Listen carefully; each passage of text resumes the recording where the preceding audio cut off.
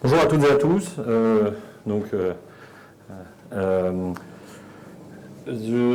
Bienvenue Cédric qui va nous parler de SIG. C'est ça. Et à toi. Merci. Bonjour à tous, merci d'être présents. Donc effectivement, on va parler système d'information géographique aujourd'hui. Cédric Darbon, je suis directeur de projet au sein d'Atoll Conseil Développement depuis 2009 et donc j'ai en charge la gestion de l'équipe Géodata au sein d'Atoll Conseil Développement.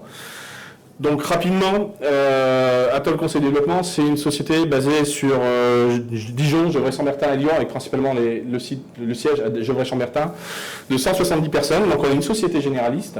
On intervient sur un certain nombre de secteurs, on va le voir tout de suite après. Donc 170 collaborateurs, 3 agences, je le disais.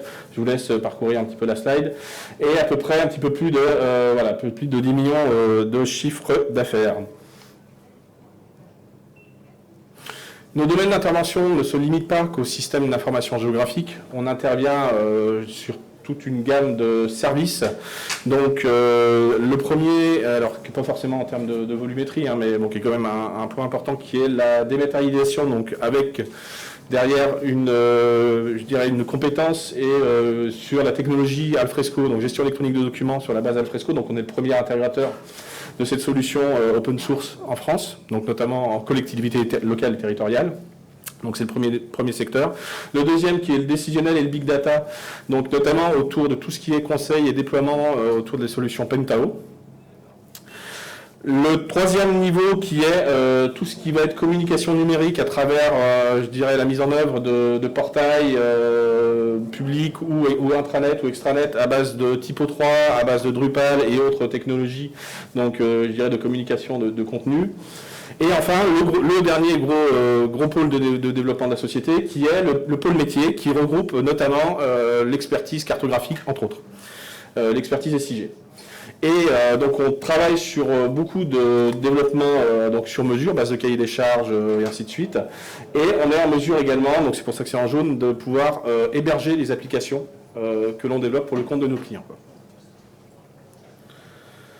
Au niveau de l'expertise géodata, donc on a déjà c'est quelque chose qui est relativement transverse au niveau des équipes parce que la cartographie en fait on va la retrouver dans le décisionnel, on va la retrouver également dans les sites CMS, donc ça va de la simple petite carte cartographique avec quelques punaises dessus jusqu'à des choses un peu plus évoluées.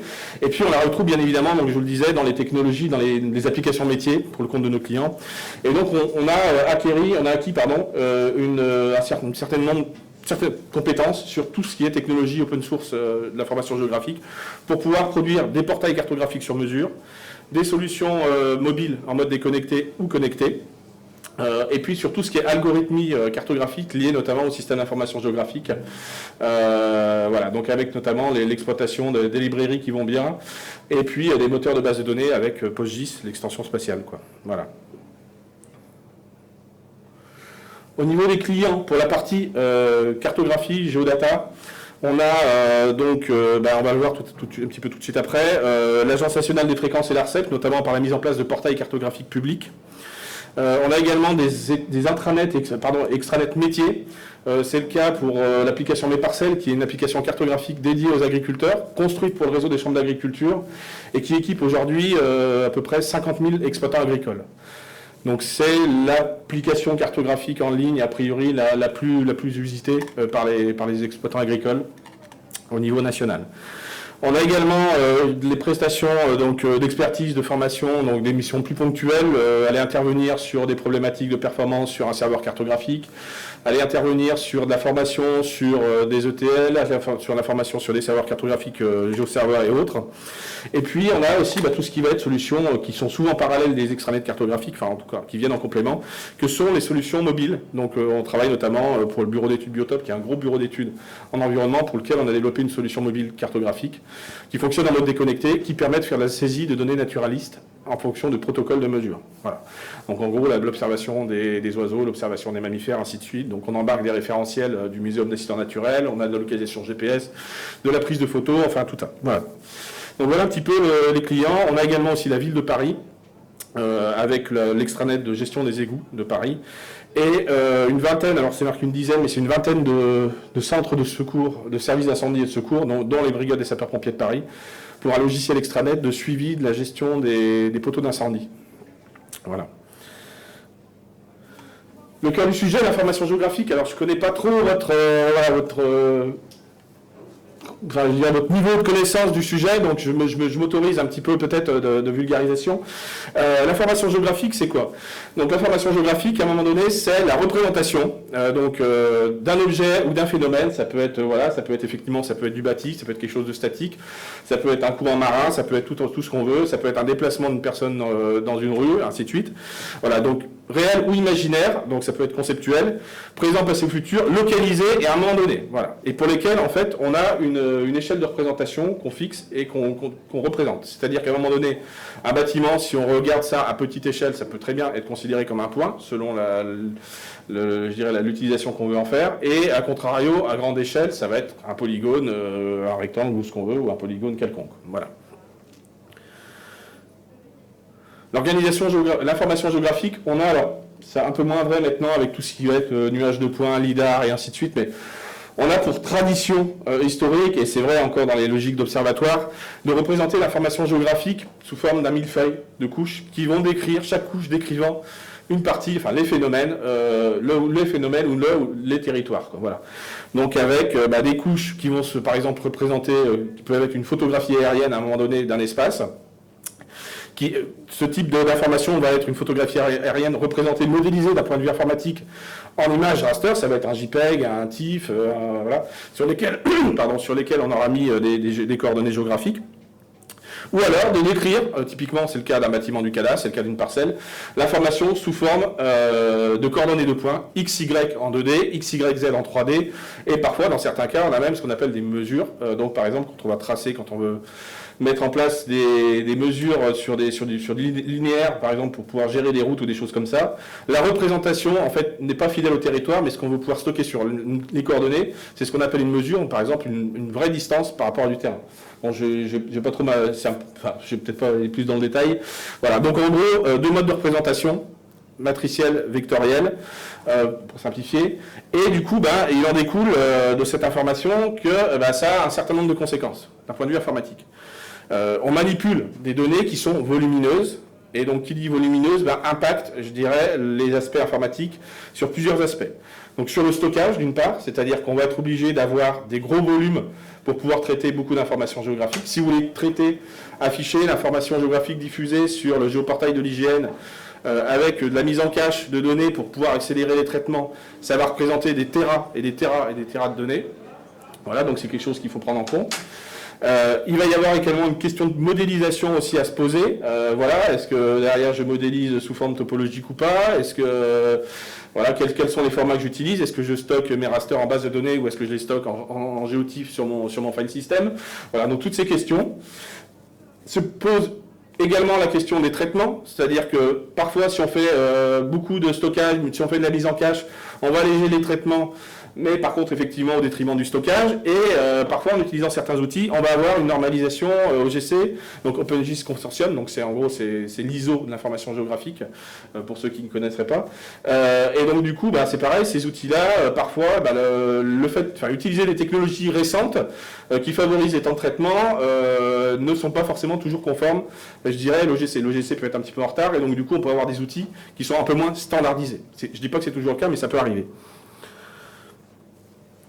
Les observatoires cartographiques, donc globalement, en tout cas sur ceux qu'on met en place nous auprès de nos clients, on a toujours un petit peu la même logique de fonctionnement.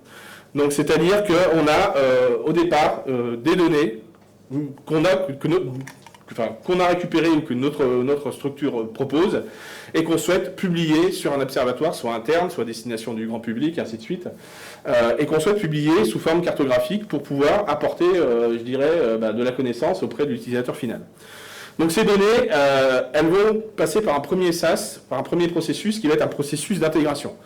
Donc en gros, on va aller les récupérer sur les différentes sources, ça peut être l'INSEE, ça peut être pour un certain nombre d'informations, ça peut être les données d'hygiène pour les limites communales, ça va être les données métiers qu'on aura produits par ses propres services qu'on souhaite cartographiés à l'échelon communal ou autre. Et donc du coup, il va falloir intégrer tout ça dans une base de données, donc c'est l'étape de centralisation, dans une base de données qui va agir un petit peu comme, comme fédérateur, mais aussi comme outil potentiellement, donc comme outil de stockage, comme outil de modélisation et éventuellement comme outil d'optimisation.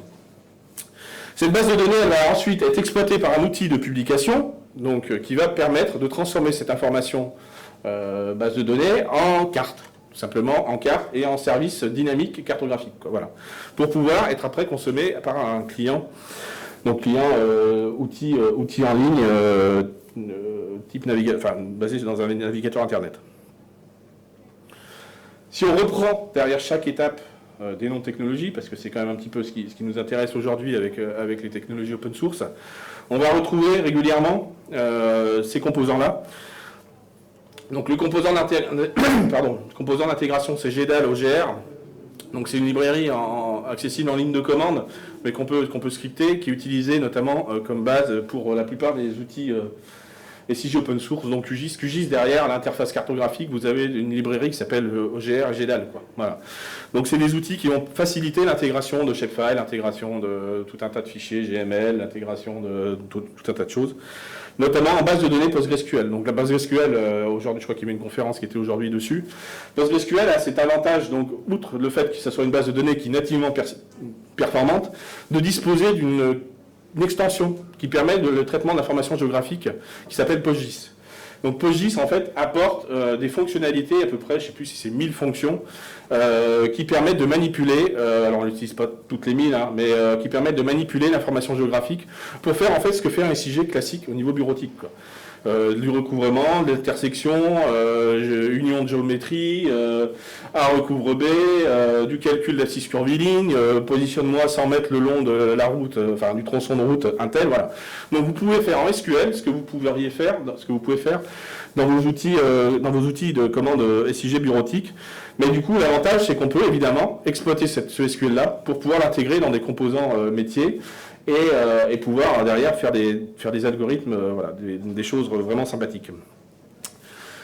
Autre point, donc là on était dans la partie base de données, centralisation, optimisation, ainsi de suite, c'est le serveur cartographique. Donc le serveur cartographique, il va charger son rôle, ça va être de dire, je vais dans la base de données, je prends l'information géographique et je restitue ça sous forme d'un web service, d'un service web cartographique normalisé ou pas, et pour en faire une carte, pour faire quelque chose qui soit rendu visible à l'utilisateur, quoi.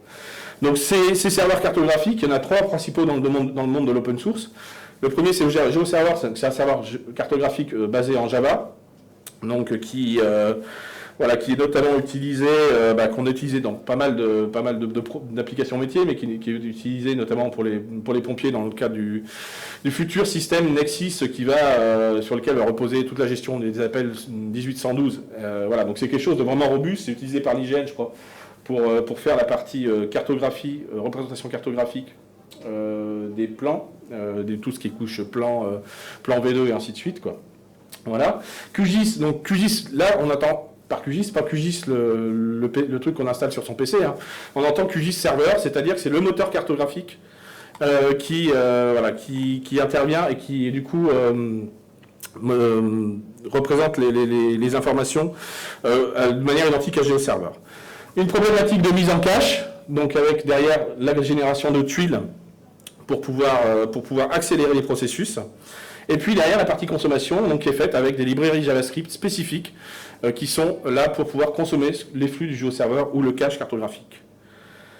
Je passe rapidement ici, c'est le mode de fonctionnement d'un serveur cartographique. On retrouve la même chose, donc on retrouve nos problématiques de données, nos problématiques de couches, et derrière dans la diffusion de web services OGC. Le site Ma Connexion Internet de l'ARCEP, donc c'est un exemple de réalisation à partir de ces technologies-là. Donc on a fait derrière un processus d'intégration, une modélisation de base de données, la mise en place d'un serveur cartographique GeoServer, donc 4 instances parce que beaucoup de fréquentation, notamment les jours de mise à jour, donc 80 000 connexions journalières, et puis je dirais la mise en place aussi d'un système de load balancing. Donc vous pouvez aller voir le site Ma Connexion Internet arcep.fr. Donc vous avez en gros la possibilité de pouvoir rechercher sur une adresse les débits théoriques, aujourd'hui c'est théorique, les débits théoriques que vous avez à votre adresse et avec une représentation par couleur. Principe de mise en cache, comme je vous disais, c'est qu'en fait, on génère des tuiles à différents niveaux. C'est la même chose que ce que vous retrouvez sur le géoportail, Google Maps et ainsi de suite. C'est qu'on prépare les données. Le site cartoradio.fr, donc là, pareil, information du grand public, localisation des émetteurs de téléphonie mobile, des statistiques territoriales, un processus d'intégration qu'on a fait ici avec Pentao Data Intégration, un outil Carto qui était MapServer, on est en train de le basculer vers GeoServer, et puis on a une fréquentation d'à peu près 30 et 50 000 connexions journalières les jours de mise à jour des données. Donc là, vous voyez ici qu'on a les informations qui sont voilà, avec la possibilité de filtrer ici, et donc de filtrer les flèches des directions des antennes. Donc là, vous voyez qu'on ne peut pas mettre en cache, quoi, parce que sinon, ça voudrait dire qu'il faut qu'on mette en cache l'équivalent de chaque clic, si vous voulez, chaque filtre qui est sur le côté. Donc ça serait un petit peu compliqué. Globalement, ce qu'il faut retenir de ces mises en place d'observatoires, c'est que l'idée, c'est vraiment de se poser la question, qu'est-ce que je veux publier sur mon observatoire? Est-ce que j'utilise des fonds internes ou externes? Typiquement, vous pouvez avoir de la BD ortho chez vous. Est-ce que la BD ortho qui va habiller votre observatoire, c'est quelque chose qui doit être diffusé? Ou est-ce que j'ai pas le meilleur compte d'utiliser l'API de l'IGN? Quelle est la fréquence de mise à jour? Ça va vous indiquer si vous avez la possibilité de mettre en cache ou pas. Une information qui bouge tout le temps, la mettre en cache, c'est consommer du temps de calcul pour que derrière, une fois que vous avez fini le calcul, elle est déjà obsolète, quoi. Voilà, donc bon, il faut vraiment... voilà. Quelle est la fréquentation et les habitudes de navigation? Est-ce que derrière, il y a des pics, comme on le voit sur l'ARCEP ou la NFR, et du coup, ça veut dire que il faut dimensionner des choses comme ça, ou est-ce que si on fait le cumul sur mois, ça s'équilibre à peu près au niveau journalier, et que finalement, le load balancing n'est pas nécessaire? Quel est le mode de représentation? J'en ai pas parlé, mais il peut y avoir de ce qu'on appelle la représentation cartographique. On envoie des données prédigérées au navigateur, et c'est lui qui, derrière, fait le rendu cartographique avec la charte cartographique qui va bien. C'est pas réalisé côté serveur. C'est ce qu'on voit de plus en plus maintenant, notamment sur ce qu'on appelle le protocole buffer de Google. Voilà. Et puis les problématiques les problématiques de modélisation.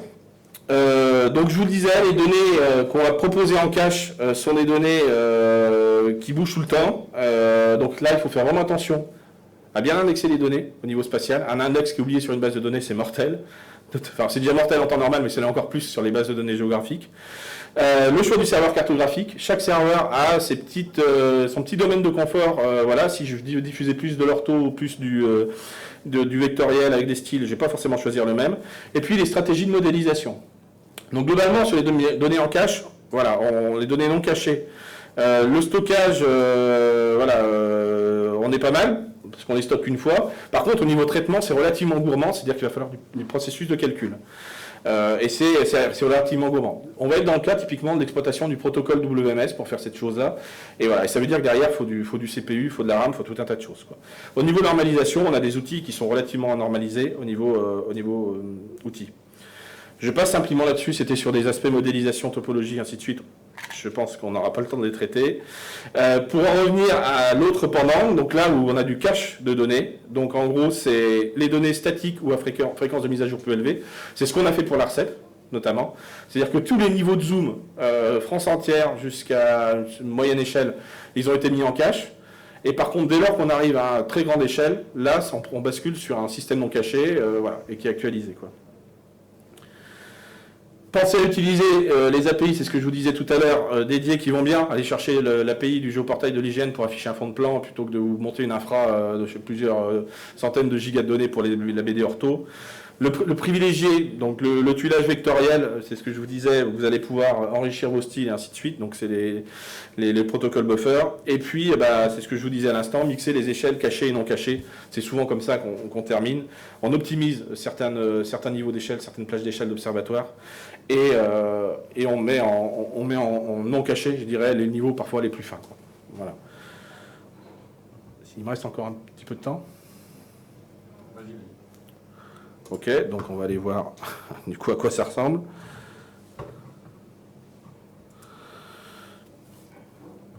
Alors si ça veut y aller. Ah, c'est mal barré.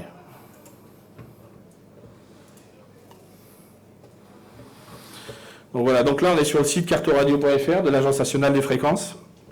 Donc c'est ce que je vous disais, donc on est sur un fond de plan ici, IGN, avec les surcouches qui sont de type vectoriel avec des pictogrammes et qui permettent d'accéder, vous voyez ici, aux informations relatives à chaque opérateur, avec le détail des bandes de fréquences.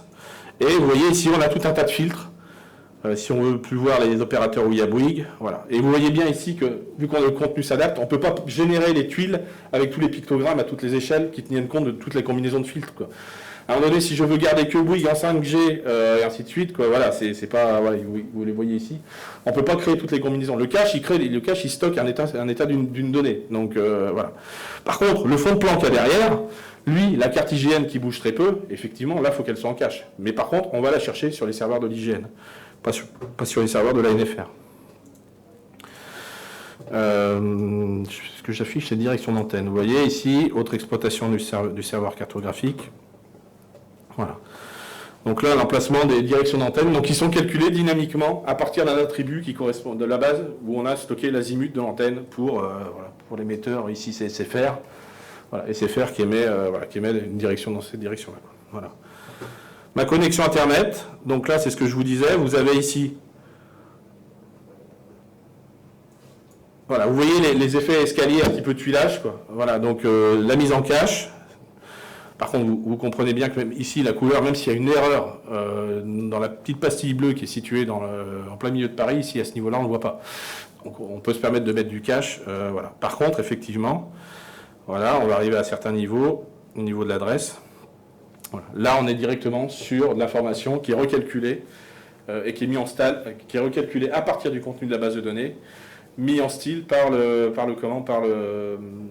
serveur cartographique GeoServer, par un des 4 serveurs cartographiques GeoServer.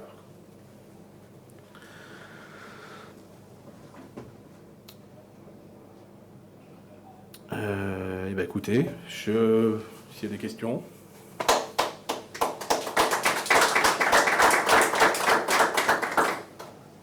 Quelques questions si vous voulez.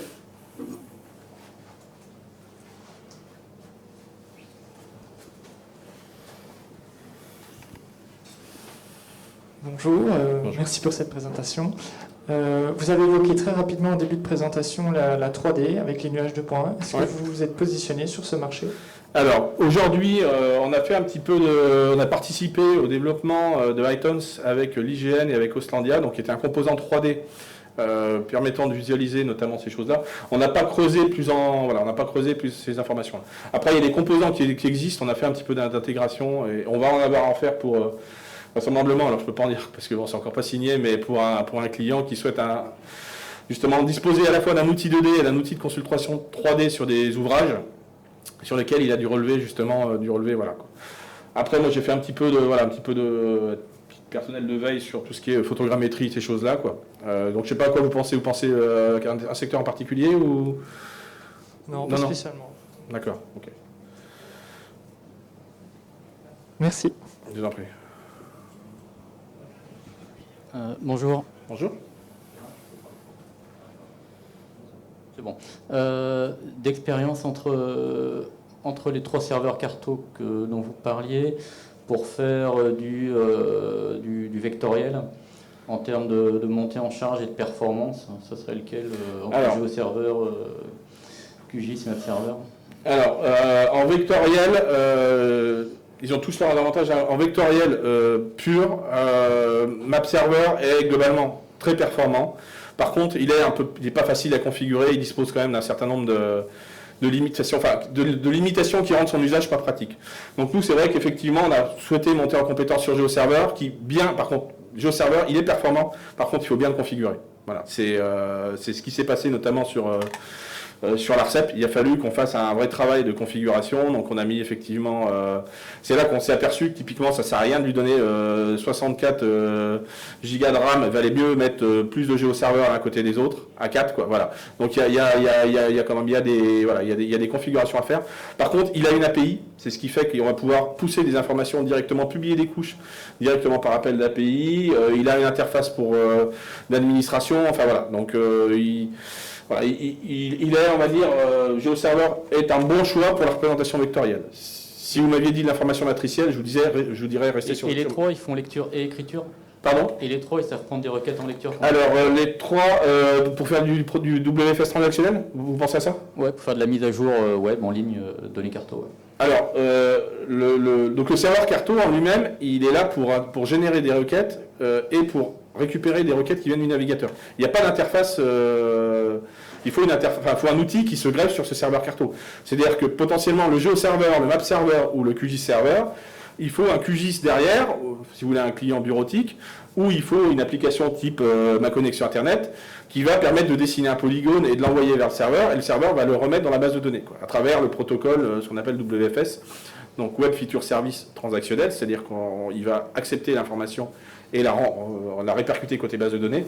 Les trois le font, QGIS Server, je suis pas sûr, mais je crois que les 3 le font, voilà, GeoServer le fait bien. Voilà. Bonjour, merci pour la présentation. Je crois que c'est une question un peu du même genre que notre collègue. J'essaie de dire la même chose.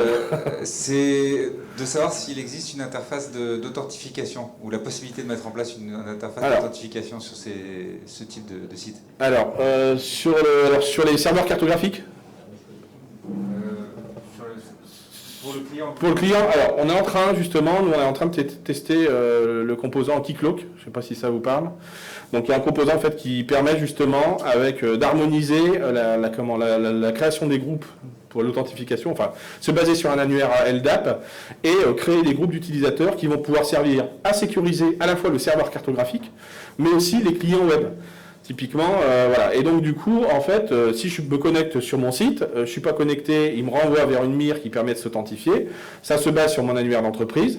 Et une fois que je suis connecté, je suis authentifié, on récupère un jeton. Ce jeton, il est passé à la fois, il est passé par le client au serveur, et du coup, le serveur cartographique dit, toi, tu as le droit à telle couche d'information dans ton dispositif, quoi.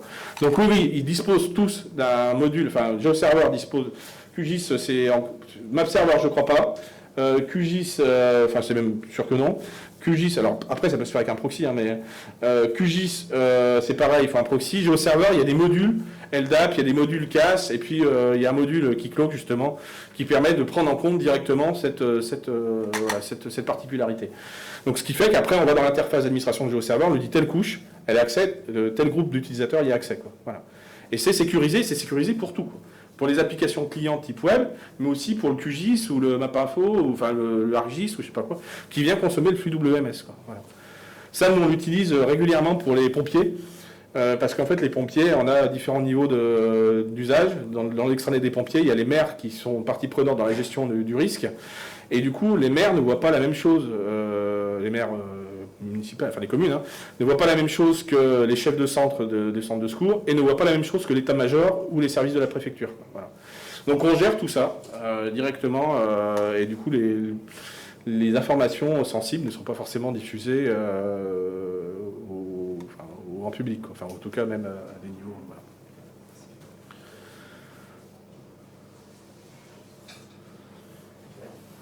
Bien. Merci pour ces questions.